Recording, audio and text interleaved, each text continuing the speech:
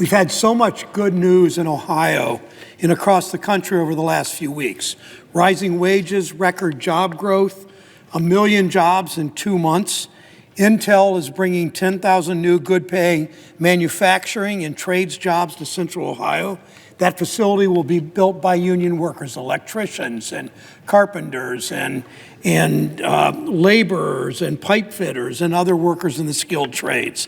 Hyperion, a fuel manufacturer, is opening the largest factory built in Columbus in a decade, creating 700 jobs. GE Aviation, with Boeing, signed a new deal exporting planes built with next-generation jet engines, developed in Southwest Ohio, supporting thousands of Ohio jobs.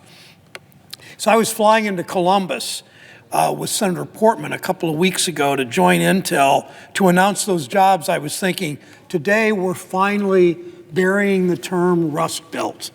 For too long, corporate elites on the coast have used that outdated offensive term, a term that demeans our workers and devalues our work. Now Ohio, the center of the country, the heart of the industrial Midwest, leads the way in the next generation of manufacturing. The state that founded the auto industry and gave us the Wright brothers is today making the most advanced chips that go into cars and phones and appliances.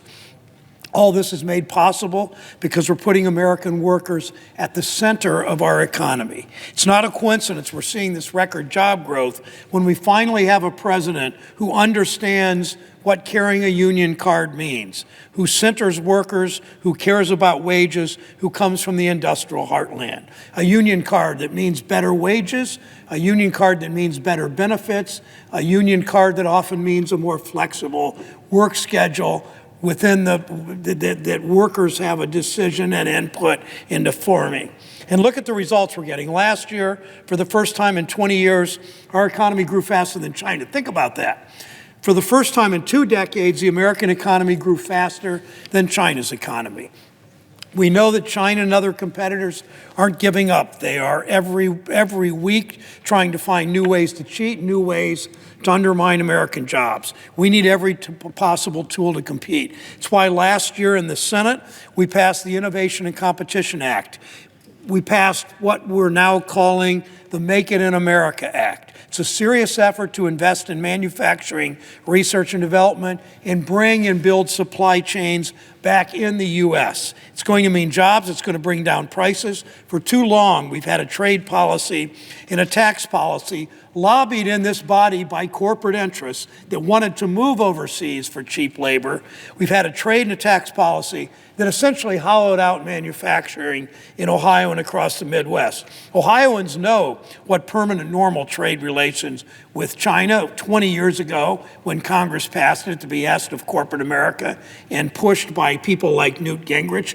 People know what that did to our economy. People know what most everyone knows the devastation the North American Free Trade Agreement caused to industrial towns in Ohio and across the country. PNTR admitting China to the WTO hasn't gotten the same media attention, but Ohio steel companies and other industry know how big a problem that's been. It's how we ended up with empty factories, long lost dreams, supply chains that are too long, too fragile, and that stretch all over the world instead of made in America. It's why I wrote the Level the Playing Field Act that was passed into law in 2015. It's why Senator Portman and I are working to make sure that our bipartisan Level the Playing Field Act 2.0 is in the competition bill, the Made in America Act the House passed last week. Level the playing field has been critical for Ohio companies, allowing them to file and win trade cases against foreign companies that cheat the rules.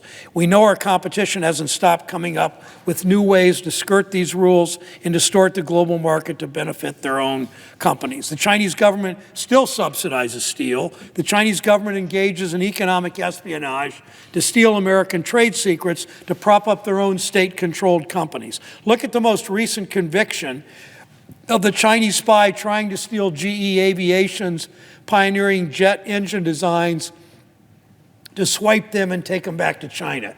We need our trade laws to keep up. Both the Senate and the House bills include the CHIPS Act to invest in new semiconductor production in the U.S., like the new Intel factory coming to Licking County east and north of Columbus. Even though the U.S. started the semiconductor industry, today those vital chips are mostly made overseas. Only fewer than 10% of chips are made in this country. Right now, 75% of chip manufacturing is in Taiwan, South Korea, Japan, and China.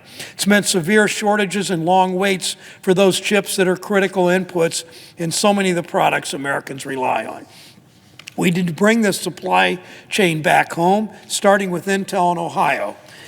By passing the CHIPS Act, we must invest in domestic manufacturing innovation. It's what Missouri Republican Senator Blunt and I worked together to do with our provisions in the Senate bill to create more manufacturing hubs across the country. The first one, as many in this body remember because they voted for it, was in Youngstown some years ago, something called America Makes. All of us in the Senate and House need to get to work immediately to get these bills over the finish line. If you want to get a sense of how important this is, how strong these bills are, just look at what China's doing, Mr. President. The Chinese Communist Party is lobbying furiously against this bill. That's right.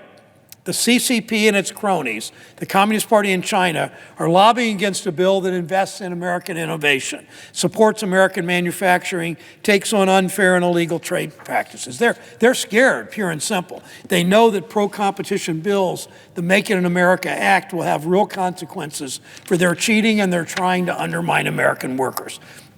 A Reuters headline from November: Beijing urges U.S. businesses to lobby against China-related bills in Congress. I'll say it again. Beijing urges U.S. businesses to lobby against China-related bills in Congress. Unfortunately, I won't name them on the floor, maybe I should, but there are U.S. businesses that are lobbying against this because they do enough business in China, exploiting Chinese workers, evading any environmental laws or worker safety laws that may be in place. The Chinese government threatens these American companies, recruiting them to lobby against the interests of American workers.